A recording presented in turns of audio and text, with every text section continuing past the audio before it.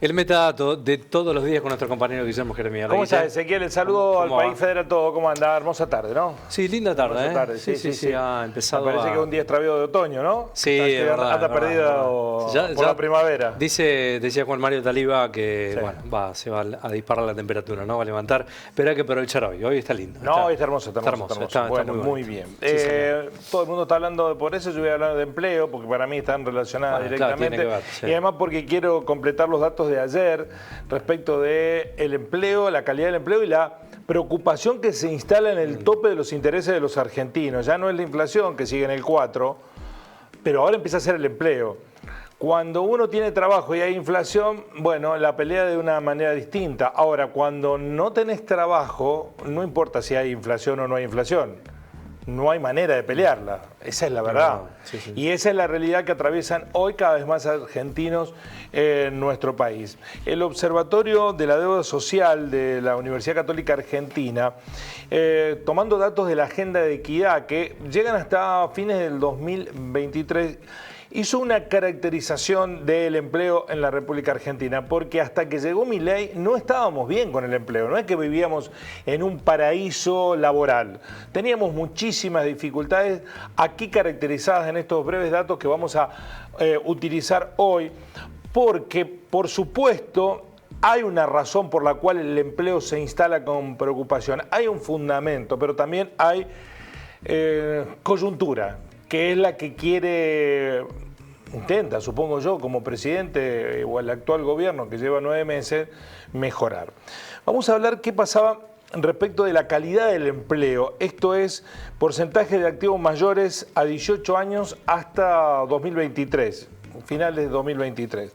Es interesante caracterizar aquí cómo hay, como ustedes ven, un empleo precario que está en la sumatoria del 26.5 más el 8.8, esas dos categorías, y un subempleo inestable, 44 y 24.3. ¿Qué es el empleo precario? Mide la incidencia de las relaciones laborales precarias en los trabajadores, considerando la no participación en el sistema de seguridad social y la ausencia de continuidad laboral.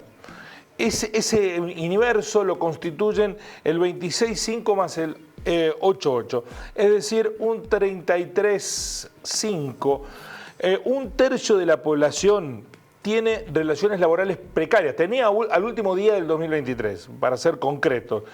Considerando que además no participan en el sistema de seguridad. ¿Qué significa eso? Bueno, que no tienen aportes patronales para en el futuro tener una jubilación o un retiro. Que quiera sea o no, si a usted le da por optar una jubilación de 340.000 pesos con bono hoy y no tener jubilación, no tengo que darle yo cuál es la respuesta obvia. Respecto del subempleo inestable, el empleo precario es una cosa y el subempleo inestable es otra, tiene el 64,7% de la población, 24,3 más 44. Son trabajadores que realizan actividades de baja productividad y escasa remuneración, sin acceso al sistema de seguridad social, sin estabilidad laboral y en algunos casos beneficiarios de programas de empleo. Como ustedes ven, son dos horizontes del desempleo y del empleo pleno, ¿no?, que están muy claramente establecidos. Hay desempleo 8,8%, empleo precario el 26,5%, que mide la incidencia de las relaciones laborales precarias, no tienen participación en el sistema de seguridad social y ausencia de continuidad laboral. Mientras que en la categoría empleo pleno hay dos categorías, 40,4%, que es el trabajador registrado, ¿no?, aquellos que tienen todos los meses un sueldo, le hacen aportes, por más que no le alcance para llegar a fin de mes. Y el subempleo inestable, que son trabajadores que realizan actividades de baja productividad y escasa remuneración, los que no llegan a fin de mes y tienen poca productividad. Así está dividido el universo del empleo, o estaba hasta el 31 de diciembre del 2023, según estas estadísticas. En ese escenario, ¿cuál era la capacidad de compra del empleo medio, del ingreso medio de los argentinos? Entre el 2010 y el 2023, esa capacidad de compra de los argentinos, 2010 y 2023, en esos 13 años, fuimos perdiendo por goteo permanentemente, un 34,7% de nuestra capacidad de compra. 2010 en adelante. Que la íbamos peleando, había inflación, teníamos paritaria, el empleo era no registrado, hacías una changa adicional, había pluriempleo, más de un empleo tenías que tener, pero el 34,7% del poder adquisitivo se perdió en esos 13 años.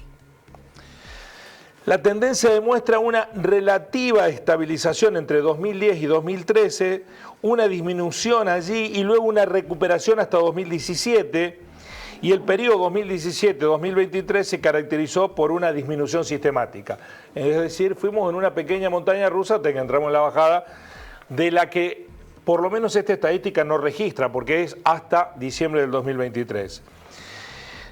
La variación según la calidad del empleo, si vos tenés subempleo inestable en la categoría anterior, la pérdida del poder adquisitivo fue del 45,3%, si tenías empleo precario fue del 31,8%, y si tenías empleo en pleno derecho, el registrado, la pérdida del poder adquisitivo fue menor, 24,7%. Es decir, que los más castigados en la pérdida del poder adquisitivo fueron los que tenían subempleo inestable, es decir, los de la base de la pirámide. Para finalizar, ¿qué ocurrió con el sector microinformal? Siempre estamos hablando de personas mayores de 18 años y con datos del 2023. El empleo microinformal, ocupados en el sector 53,2%. Ocupados en el sector microinformal, que son pobres, 42,2%, es decir, en el 2023, los que estaban en el sector microinformal, ya había un 42,2% que eran pobres, es decir, no alcanzaba la plata. Hoy esa brecha se aumentó porque hoy clase media alta, también ha caído debajo de la línea de la pobreza. Al hablar del sector microinformal, lo caracterizamos, les damos marcos teóricos, nos referimos al porcentaje de ocupados en actividades laborales del sector privado, dominadas por la baja productividad, alta rotación de trabajadores y su no funcionalidad al mercado formal o más estructurado respecto del total de personas ocupadas. En términos operativos, son ocupaciones en establecimientos pequeños, de servicio doméstico o independientes no profesionales. Por ejemplo, un plomero, un gasista, una empleada doméstica, un mozo, el que atiende un kiosco. Ese es el empleo microinformal. Ya en el 2023, el empleo microinformal era dominado por el 53,2% del sector y el 42,2% de ese 53% estaba por debajo de la línea de la pobreza. Es decir, que el problema del empleo estaba instalado. Ahora, lo que pasó entre noviembre o diciembre del año pasado y estos 9 meses hizo precipitar todos estos números que ya estaban en amarillo y en alerta. Bueno, los transformó a todos en rojo. Creo que, voy a poner como ejemplo la actividad nuestra, la del periodismo, lo que se perdió entre 2010 y 2023, esos 13 años, bueno, aquí perdimos un valor similar, un 30%, un 35%, hasta un 40% en tan solo 9 meses. Para que ustedes tengan una dimensión de la catástrofe laboral en la que estamos. Una locura. Porque si estuvimos 13 años para perder un 34%, se recuperó, bueno, pero en general, desde el 2017 venimos perdiendo. En 9 meses perdimos tanto como en esos 13 años. Qué locura. Con lo cual estamos en un escenario muy complicado. Hoy el gobierno dio a conocer la reglamentación de algo que está congelado por la justicia, que son las modificaciones laborales, pero lo que hacen es flexibilizar las condiciones de empleo para que haya menos despidos. Bueno, eso se probó en los 90 y no funcionó. Sí. Se flexibilizaron las condiciones de empleo vía ley espuria, y la votada con la Banelco en la Cámara de Senadores, recuerdan ustedes, corrupción XL que hubo en el gobierno de la Rúa, y no solucionó el problema, más bien lo profundizó. Estamos probando la misma fórmula. Es muy difícil, como decía un presidente que todos conocemos, que haciendo las mismas cosas se obtengan distintos resultados. Así son las cosas. Gracias, Guillermo. Hasta mañana. Hasta mañana.